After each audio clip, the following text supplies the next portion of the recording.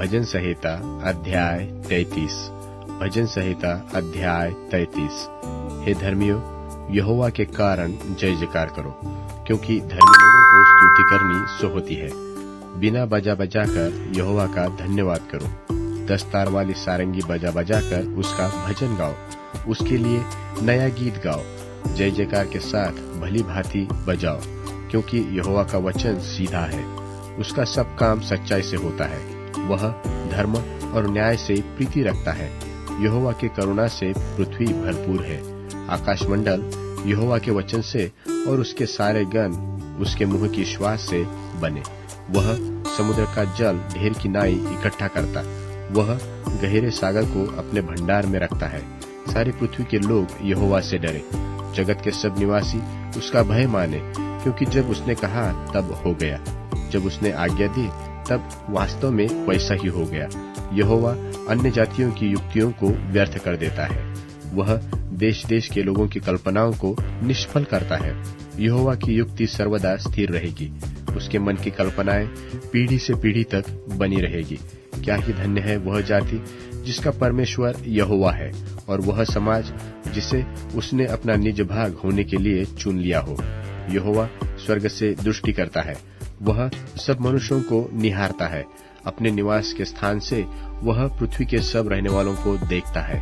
वही है जो उन सबों के हृदयों को गढ़ता और उनके सब कामों का विचार करता है।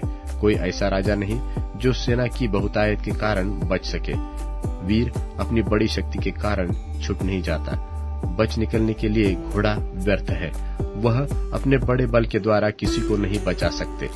देखो, यहोवा की दृष्टि उसके डरवैयों पर है, और उन पर जो उसकी करुणा की आशा रखते हैं बनी रहती है, कि वह उनके प्राण को मृत्यु से बचाए और अकाल के समय उनको जीवित रखे।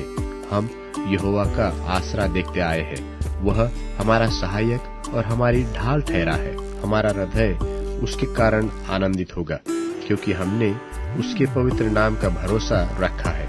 हे यहोवा, जैसी तुझ पर हमारी आशा है, वैसे ही तेरी करुणा भी हम पर हो।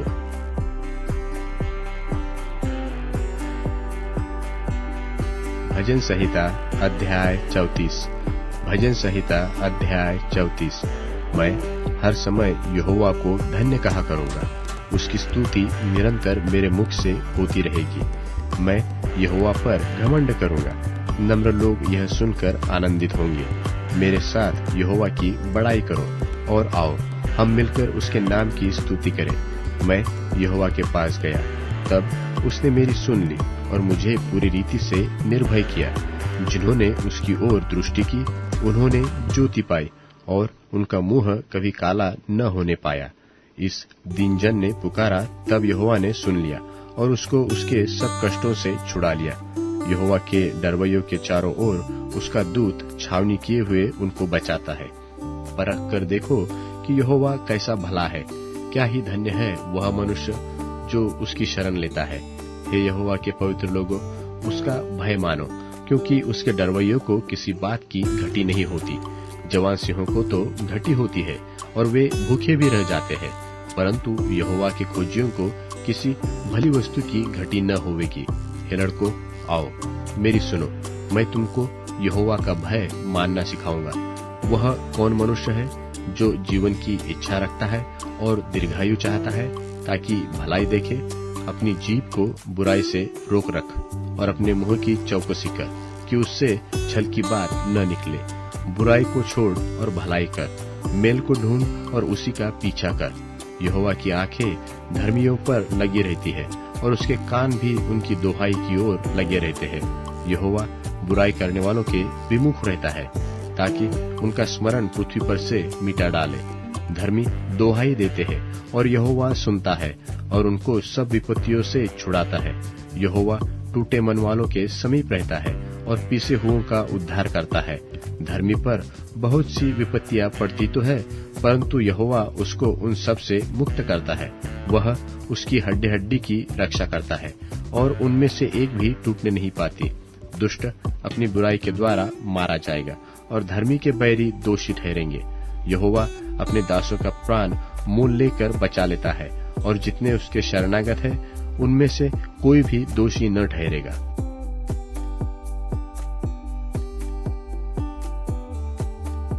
भजन संहिता अध्याय 35।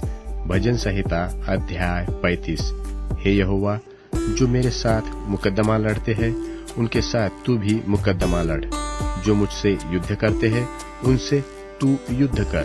ढाल और भाला लेकर मेरी सहायता करने को खड़ा हो, और बर्छी को खींच और मेरा पीछा करने वालों के सामने आकर उनको रोक, और मुझसे कह कि मैं तेरा उद्धारक हूँ। जो मेरे प्राण की ग्राहक है वह लज्जित और निरादर हो। जो मेरी हानि की कल्पना करते हैं वह पीछे हटाए जाए और उनका मुंह काला हो। वे वायु से उड़ जाने वाले भूसी के समान हो, और यहोवा का दूत उन्हें हाँकता जाए। उनका मार्ग अंधियारा और फिसलाहा हो, और यहोवा का दूत उनको खदेड़ता जाए, क्योंकि अकारण उन्होंने मेरे लिए अपना जाल गड्ढे में बिछाया। अकारण ही उन्होंने मेरा प्राण लेने के लिए गड्ढा खोदा है। अचानक उन पर विपत्ति आ पड़े, और जो जाल उन्होंने बिछाया है उसी में वे आप ही फंसे, और उसी विपत्ति में वे आप ही पड़े। परंतु मैं यहोवा के कारण अपने मन में मगन होऊंगा। मैं उसके किए हुए उद्धार से हर्षित होऊंगा। मेरी हड्डी हड्डी कहेगी कि हे यहोवा, तेरे तुल्य कौन है। जो दीन है उनको वह बड़े बड़े बलवंतों से बचाता है, और लुटेरों से दीन दरिद्री लोगों की रक्षा करता है। झूठे साक्षी खड़े होते हैं, और जो बात मैं नहीं जानता वही मुझसे पूछते हैं। वे मुझसे भलाई के बदले बुराई करते हैं, यहाँ तक कि मेरा प्राण ऊब जाता है। जब वे रोगी थे तब तो मैं टाट पहने पड़ा और उपवास करके दुख उठाता रहा, और मेरी प्रार्थना का फल मेरी गोद में लौट आया। मैं ऐसा भाव रखता था कि मानो वे मेरे संगी व मेरे भाई है। जैसा कोई माता के लिए विलाप करता हो, वैसा ही मैंने शोक का पहराव पहने हुए सर झुकाकर शोक किया। परंतु जब मैं लंगड़ाने लगा तब वे लोग आनंदित होकर इकट्ठे हुए।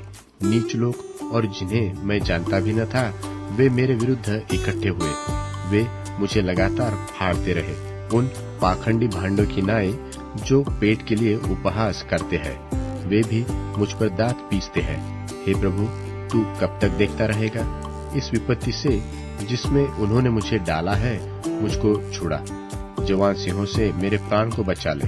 मैं बड़ी सभा में तेरा धन्यवाद करूंगा। बहुत तेरे लोगों के बीच मैं तेरी स्तुति करूंगा। मेरे झूठ बोलने वाले शत्रु मेरे विरुद्ध आनंद करने न पाए। जो अकारण मेरे बैरी है वे आपस में नयन से शयन न करने पाए, क्योंकि वे मेल की बातें नहीं बोलते। परंतु देश में जो चुपचाप रहते हैं उनके विरुद्ध छल की कल्पनाएं करते हैं। और उन्होंने मेरे विरुद्ध मुंह पसार के कहा है, आहा आहा, हमने अपनी आंखों से देखा है। हे यहोवा, तूने तो देखा है, चुप न रह। हे प्रभु, मुझसे दूर न रह। उठ, मेरे न्याय के लिए जाग। हे मेरे परमेश्वर, हे मेरे प्रभु, मेरा मुकद्दमा निपटाने के लिए आ। हे मेरे परमेश्वर यहोवा, तू अपने धर्म के अनुसार मेरा न्याय चुका, और उन्हें मेरे विरुद्ध आनंद करने न दे। वे मन में न कहने पाए कि आहा, हमारी तो इच्छा पूरी हुई। वह यह न कहे कि हम उसे निगल गए हैं। जो मेरी हानि से आनंदित होते हैं उनके मुंह लज्जा के मारे एक साथ काले हो। जो मेरे विरुद्ध बढ़ाई मारते हैं वह लज्जा और अनादर से ढप जाए। जो मेरे धर्म से प्रसन्न रहते हैं वह जय जयकार और आनंद करे, और निरंतर कहते रहे कि यहोवा की बड़ाई हो। जो अपने दास के कुशल से प्रसन्न होता है, तब मेरे मुंह से तेरे धर्म की चर्चा होगी और दिन भर तेरी स्तुति निकलेगी।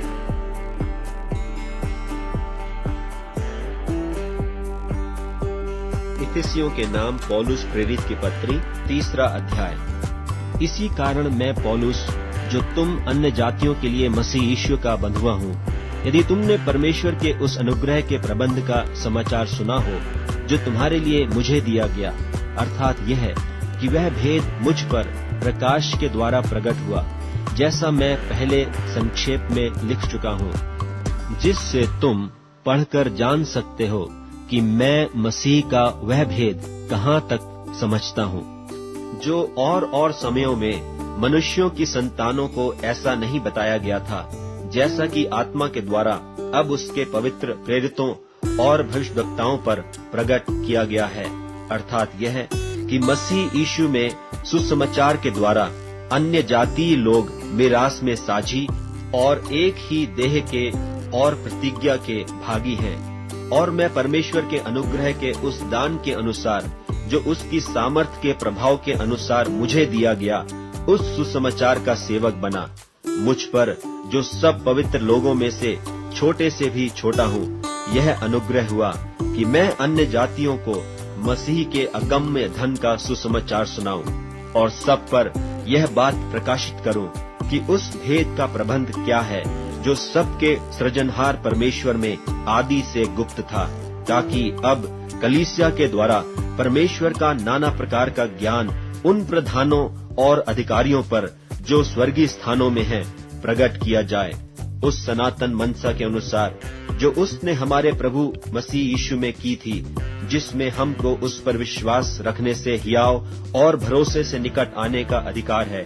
इसलिए मैं विनती करता हूँ कि जो क्लेश तुम्हारे लिए मुझे हो रहे हैं, उनके कारण हियाव न छोड़ो, क्योंकि उनमें तुम्हारी महिमा है। मैं इसी कारण उस पिता के सामने घुटने टेकता हूँ, जिससे स्वर्ग और पृथ्वी पर हर एक घराने का नाम रखा जाता है, कि वह अपनी महिमा के धन के अनुसार तुम्हें यह दान दे कि तुम उसके आत्मा से अपने भीतरी मनुष्यत्व में सामर्थ पाकर बलवंत होते जाओ, और विश्वास के द्वारा मसीह तुम्हारे हृदय में बसे, कि तुम प्रेम में जड़ पकड़कर और नेव डालकर सब पवित्र लोगों के साथ भली भांति समझने की शक्ति पाओ कि उसकी चौड़ाई और लंबाई और ऊंचाई और गहराई कितनी है, और मसीह के उस प्रेम को जान सको जो ज्ञान से परे है, कि तुम परमेश्वर की सारी भरपूरी तक परिपूर्ण हो जाओ। अब जो ऐसा सामर्थ्य है कि हमारी विनती और समझ से कहीं अधिक काम कर सकता है, उस सामर्थ्य के अनुसार जो हम में कार्य करता है, कलीसिया में और मसीह यीशु में उसकी महिमा पीढ़ी से पीढ़ी तक युगानुयुग होती रहे। आमीन।